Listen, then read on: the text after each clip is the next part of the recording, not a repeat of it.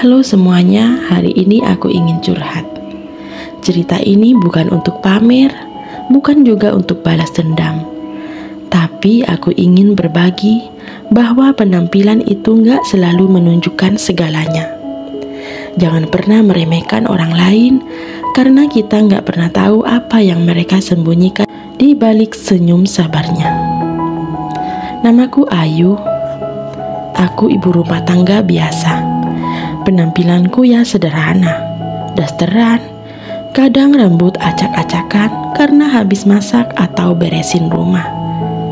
Tapi siapa sangka aku pernah dihina, direndahkan, bahkan dianggap gak pantas berteman hanya karena penampilanku yang dianggap miskin. Tapi mereka semua gak tahu bahwa suamiku seorang miliarder. Semuanya bermula waktu aku ikut acara arisan komplek. Aku pendatang baru dan jujur aku gak terlalu suka dandan. Aku lebih nyaman pakai baju rumahan, sandal jepit tanpa make up. Saat aku datang, aku bisa lihat ekspresi mereka langsung berubah. Ada yang melirik dari ujung kepala sampai kaki, ada yang bisik-bisik, dan saat aku duduk, ada ibu-ibu yang sengaja geser agak jauh. Aku coba tetap ramah, tapi pas aku mau ngobrol, mereka malah langsung ganti topik atau malah main HP. Yang paling nyakitin, waktu salah satu dari mereka bilang, "Mbak Ayu ya, baru pindah ya? Wah, rumahnya yang paling kecil ya? Duh, semoga betah ya tinggal di sini, meski agak beda kelas." Aku cuma bisa tersenyum. Padahal rumah itu aku beli cash. Dan ya, aku dan suami memang pilih rumah itu karena sederhana dan gak mencolok. Karena suamiku dari dulu selalu ngajarin kita gak harus tunjukin semua yang kita punya. Hari demi hari, perlakuan itu terus terjadi. Aku diundang tapi hanya sebagai pelengkap. Pernah waktu ada bazar kecil, aku ikut bantu masak. Tapi saat pembagian hasil, aku malah nggak diajak rapat. Katanya aku nggak ngerti soal keuangan. Padahal lucunya aku dulu kerja di bidang keuangan. Bahkan sekarang pun aku masih bantu suamiku kelola beberapa bisnisnya. Tapi aku diam karena aku nggak merasa perlu menjelaskan apapun ke mereka. Aku selalu ingat pesan suamiku. Biarkan mereka menilai, yang penting kita tahu siapa kita. Semuanya berubah saat ada ibu-ibu yang nggak sengaja lihat aku turun dari mobil suamiku waktu dijemput.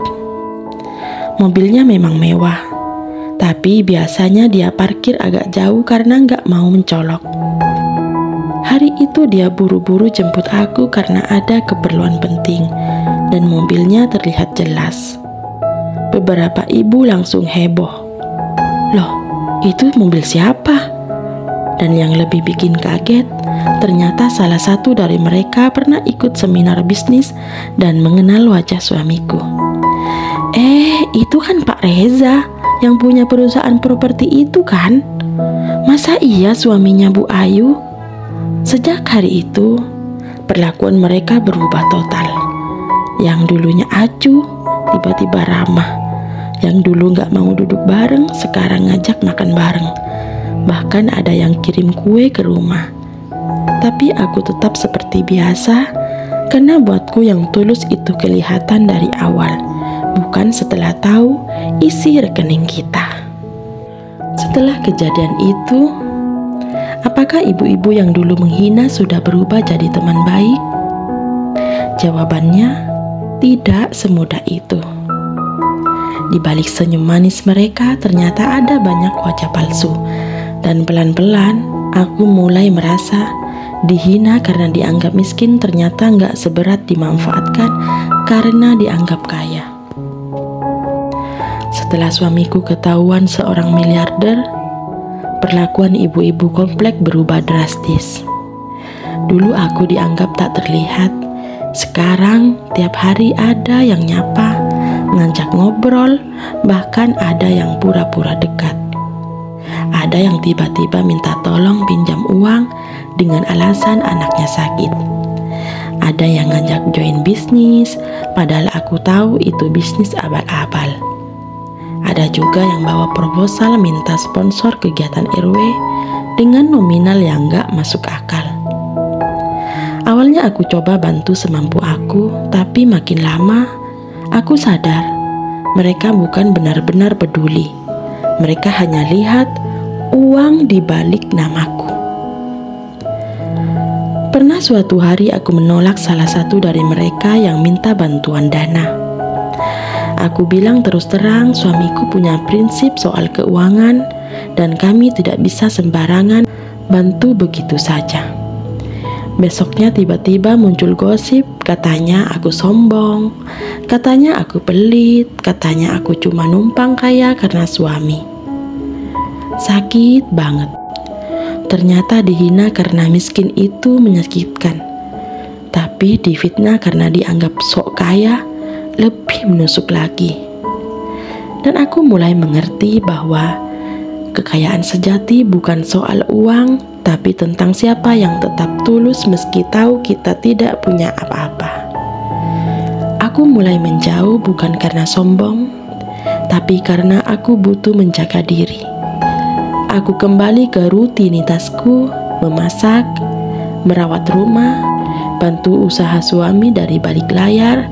Aku mulai lebih banyak waktu untuk diriku sendiri. Belajar hal baru, ikut komunitas online yang sehat dan berbagi cerita seperti ini. Dan pengalaman ini aku belajar 3 hal penting. Yang pertama, penampilan bisa menipu. Jangan pernah nilai orang dari luar saja. Yang kedua, harta bisa jadi ujian. Bukan cuma bagi yang tak punya, tapi juga bagi yang punya. Dan yang ketiga, lingkaran pertemanan yang sehat lebih berharga dari 1000 teman palsu. Ini aku memilih untuk tetap hidup sederhana. Suamiku pun tetap bersikap rendah hati. Kami sama-sama tidak nyaman jika hidup jadi panggung untuk pamer. Kami sering ngobrol berdua dan dia pernah bilang, "Yuk kita tetap hidup seperti dulu. Yuk tetap jadi versi kita yang dulu, yang apa adanya." Dan aku setuju. Aku lebih bahagia jadi ibu rumah tangga biasa, tanpa harus berpura-pura. Karena yang mencintai kita dengan tulus akan tetap mencintai meski kita tak punya apa-apa. Untuk kamu yang sedang mengalami hal serupa, tetaplah jadi dirimu sendiri. Gak semua orang akan mengerti kamu, dan itu gak apa-apa. Yang penting kamu tahu siapa dirimu dan kamu hidup dengan jujur. Terima kasih sudah mendengarkan curhatanku. Semoga kisah ini bisa menjadi pengingat bahwa tidak semua yang berkilau itu emas. Dan kadang emas yang paling murni justru tertutup debu. Sampai jumpa di cerita berikutnya. Jangan lupa like, komen, dan subscribe.